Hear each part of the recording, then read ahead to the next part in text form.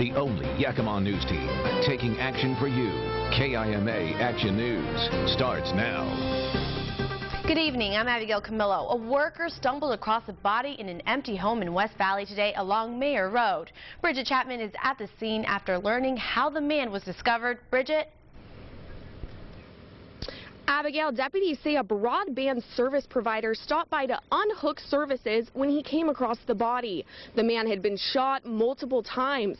Deputies say the victim is 23-year-old Jose Silva from Yakima. Investigators have spoken to the people who own the home as well as the victim's family to find out where he was last. But it doesn't appear the man killed himself. We're convinced at this point that we're investigating a homicide. And you know, it's still very early on in the investigation. They're just in the beginning stages. There are no suspects as of now. Abigail? Thanks, Bridget. The man accused of killing his wife outside a Union Gap movie theater is getting closer to trial. A hearing on evidence against John Munzenrader began today. Crystal Bowie was in court to hear that evidence. Crystal. Abigail, the prosecution wants to include a taped recording of John Munzenrader's initial interview with Union Gap police. The detective and the sergeant involved with the investigation testified in court today. Nearly 2 years after the murder of Cynthia Kelly Munzenrader, her husband is getting closer to trial. In the hours after the shooting outside the Majestic Theater, John Munzenrader told police a stranger shot his wife. On the taped interview presented in court, a Union Gap detective was already not buying the story. It just doesn't look right, where a normal person would wonder, okay, this just doesn't seem right. Nothing was taken. Just to walk up and shoot somebody, not take anything, and leave someone behind. You can hear Munzenrader crying on the audio, and on the video he buries his face in his hands, periodically gasping for air. Detective Rivera suggests they were crocodile tears. You have no scratches. Other than the eye. You have no tears, you have no snot. These are things that it just doesn't look right. The defense got the chance to cross-examine the detective, calling his credibility and training into question. From the taped interview, Munzenrader's depression, divorce discussions, and access to guns came to light. And through it all, Munzenrader maintained his innocence. This is just crazy. Which part? That you're blaming me for it. The defense is questioning how long Munzenrader was held for questioning after voluntarily agreeing to speak with the police. The hearing will continue Wednesday, and a judge will decide what evidence the jury will ultimately see. Abigail, I briefly spoke to a member of the victim's family off camera. He told me that the family is not yet ready to comment on the proceedings and that they'd like to keep to themselves during the ordeal. Pretrial motions will continue for a second day in court tomorrow. The premeditated trial is slated to begin next week. A second man already cut a deal and pleaded guilty to second-degree murder for his role in the case. Thanks, Crystal. Yakima County deputies will head to Memphis next week to bring back a suspected murderer. 27-year-old Corey Lindblom waived his rights and will be extradited. He admitted to shooting and killing his pregnant wife in Terrace Heights in 2013. Lindblom is currently being held on first-degree manslaughter. Cars are finally moving again on the state's largest freeway. I-90 westbound was closed for nearly 12 hours after boulders fell onto the road near Snoqualmie Pass. The traffic camera from WashDOT shows the backup in Easton about 2 hours ago. One lane reopened about 4 p.m. and the second should open later on tonight. It will still take a while to unclog the bottleneck.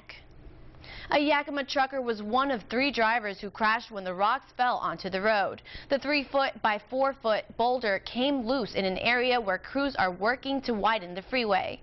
The rock hit Cleo Coronado's truck, causing him to slide out of control. He didn't want to be shown on camera, but he talked about what it was like rounding the corner into the boulder. I tried to cut and I still got it. I tried to get the truck under control. I did my best. The state says the landslide was caused by 8 inches of rain. Despite the serious damage, everyone was able to walk away. There's still no word on when the freeway could fully reopen. Titan and 16th Avenue is one of Yakima's busiest intersections. Public Works says getting rid of the backup, meaning building a new intersection. Yakima tried making things safer 2 years ago by getting rid of the left turn lane on 16th. It also split the lights, giving the green to only one side at a time. Collisions fell slightly, but the backups remain. Now Yakima's Public Works Department is making the case for a new intersection. Lanes would be wider and longer. Yakima might need to buy nearby homes to make it fit. The estimated cost is $2 million. What you try to point out to people is it's short-term pain for long-term gain.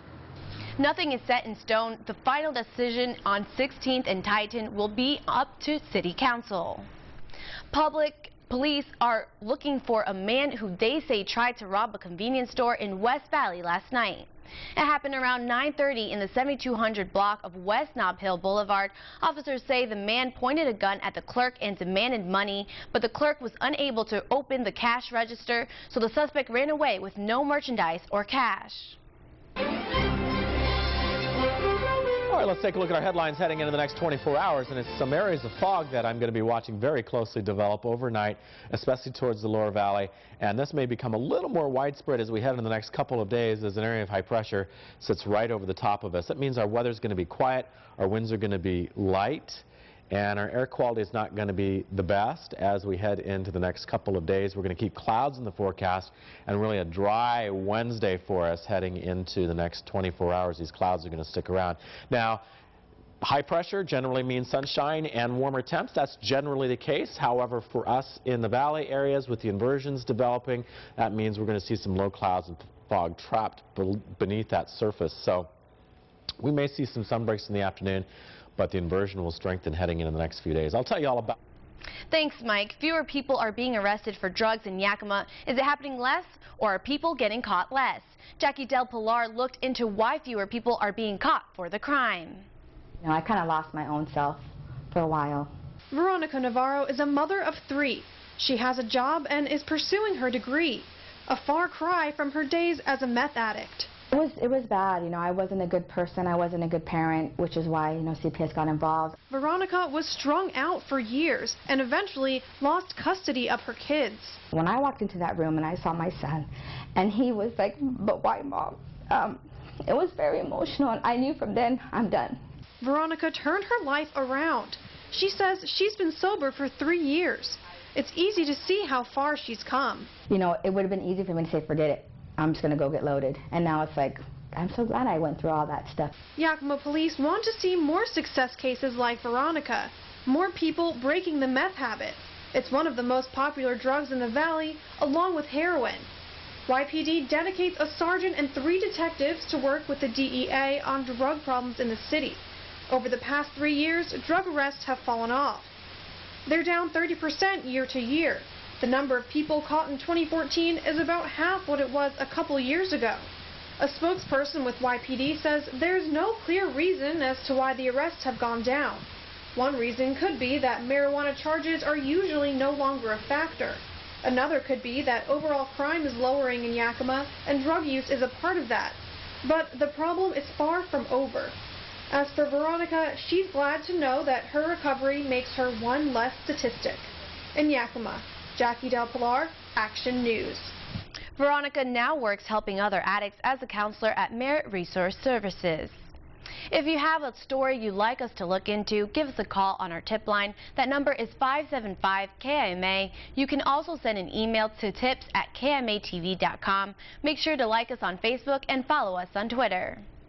Covering the nation, Congress is back in session. For the first time in 8 years, Republicans control both the House and the Senate. More than 70 new members of Congress took the oath of office today. That includes 4th District Representative Dan Newhouse, who released this photo of the event. Republican leaders have made approving the Keystone XL pipeline a priority, but the White House announced today President Obama plans to veto the proposal. Yakima will be part of a national Main Street project. The Downtown Association of Yakima applied for the membership last month. They just learned it's been approved. Relief, because it was a mountain of work to do this. Our application, I think, was 60 pages, and then obviously thrilled. It opens the doors for so many great things to happen downtown. Membership in the Main Street project will help downtown businesses gain access to training and resources to let them succeed. Yakima wants to know what you think about creating a public market and shared kitchen downtown. The kitchen could be used by startup food businesses. Yakima launched an online survey to find out where you think that facility should go and what could bring customers in. There's a link to the surveys on KIMATV.com. They'll stay open until February 6th. Coming up on Action News, a car looking for parking while you stand outside. It's not as far out as it sounds. The latest car technology manufacturers are showing off.